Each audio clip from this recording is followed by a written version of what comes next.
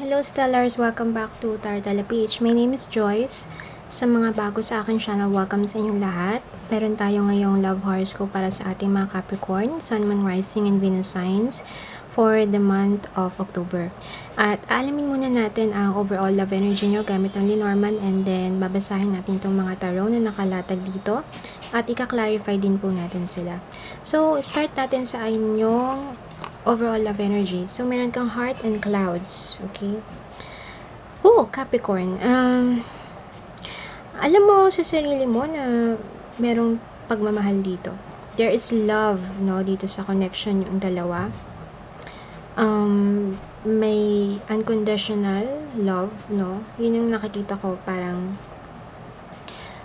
sure ka na this love is good, no? Parang it feels good, it feels right for some of you, Capricorn. And somehow, meron ka pa ring pagdududa. You are confused about something. Hindi ko alam kung ano yun. Saan ka nako-confuse dito kasi may clouds ka. Siguro may challenge sa'yo na umamin na mahal mong isang tao, or may challenge sa'yo na totohanin kung ano yung nasimulan yung dalawa. Confused ka siguro sa feelings niya, kung same or mutual yung nararamdaman niya para sa'yo, or reciprocated ba yung feelings na yon. There's so much confusion here, pero definitely merong love. Okay, so you have I'm so surprised kasi Capricorn, you have 3 major arcanas here. Sort of a little bit of parang nagsusort out ka ng bagay-bagay, no? Yun yung ano dito nagsusort out ka ng mga bagay-bagay na posibleng mangyari sa inyong relationship or love connection. Kung hindi pa kayo couple, may romantic connection lang kayo. But ito, kasi in the recent past, you have the Emperor. So, I see it as, Capricorn, parang tinitingnan mo ng maigi yung mga possibilities. Ikaw yung nag-initiate dito. I don't know, pero someone is initiating here. Nag-initiate ng conversation. Nagli-lead talaga ng relasyon na to. And this person really is a very serious person. It could be your energy towards your person, Capricorn, or your person's energy towards you. So, depende yun sa inyo, no, guys? Roles can shift here. Pero, tinitingnan nyo na maigi. Yung mga possibilities, yung mga non-negotiables, no? That's the Emperor. He is making a decision here. He or she is making a decision here. In a sense, no, parang inaalalayan niya yung proseso ng connection nyo. Gusto niya mag-initiate dito ng long-term commitment kasi the Emperor is very serious. Di siya nanloloko or whatnot. Because in the present energy, you have the Hierophant. This is a long-term commitment. No? Parang nandun ka na sa part ng, or someone is in the part of, sige, gusto ko tong ipagpatuloy, gusto ko tong pakasalan. Parang ganun. No? This is a very serious matter. Very serious energy coming from your person or your energy here. But anyway, this is a love horoscope, so bahala na kayo. But someone is very serious dito. Seryoso sa pagdadala ng kung ano meron sa inyong dalawa. No?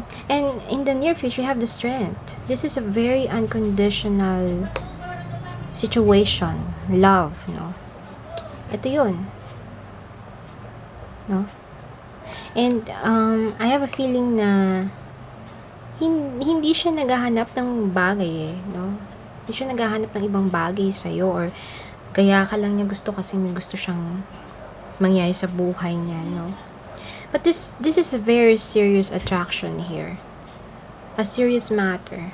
But somehow parang may nalilito dito May nalilito kung same ba yung feelings ng isa or hindi.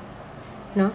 Now, let's clarify the Emperor. Spirit, please give us the clarification of the Emperor. Sun, Moon, Rising, and Venus sign.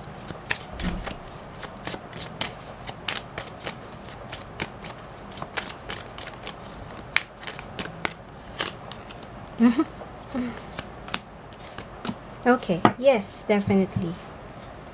Okay, so yung person na to, this started very, very serious. Yes, Ace of Pentacles and the World. Kasi they've been in a very, tawag dito, long time talaga na panahon na single sila. And then they really want to connect with you, na seryoso sila. Alam nila yung ginagawa nila. Alam nila yung choices ng ginagawa nila, or tawag dito, yung choices that they made or choices that they already have been doing, no? And that is with you. Ito yun, the lovers. Kasi ito yung panahon na gusto nila magseryoso. They are so much in love with you. In love na in love. Yes, definitely. You may be a twin flame kayo, no? Or soulmate, ganon. So, kahit anong term pa yung gamitin natin or sabihin ko, no? So, it depends naman sa gamit nyo. Let's see. Let's clarify. Spirit, please clarify the Hierophant. Present situation of Capricorn.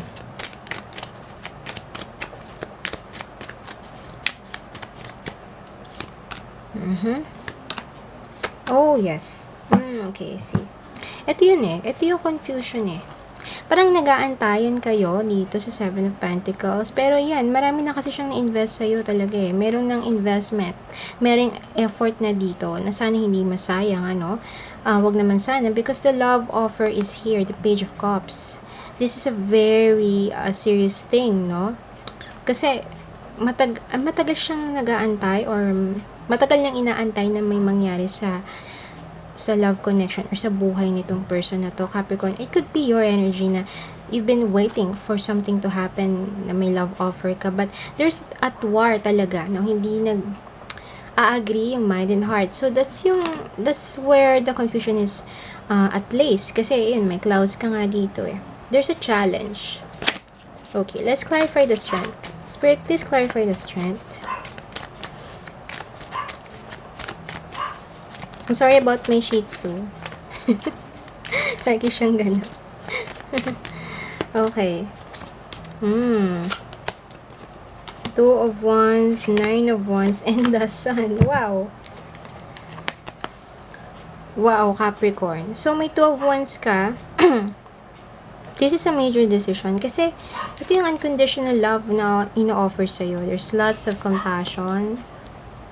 Hindi lang hindi compassion nakikita ko. Unconditional love in a romantic way, although the strength is not somehow romantic sa ibang tarot reader. Pero I think this is a holding on sa, teka, mahal kita, ayoko kitang pakawalan. Parang ganon. The 2 of Wands. And the 9 of Wands, may sense na yes, we were going to win this. No, parang, we are going to win this and magiging happy tayo. There's so much love in here with the Sun. Masyadong positive tong person na to na magiging kayo, no? Or, yeah. Ano pa mga sabi ko? Napakaganda ng reading nyo talaga, Capricorn. Anyway, I hope it helped. I hope you like and share this video. And I will see you next time. Love and light. Namaste.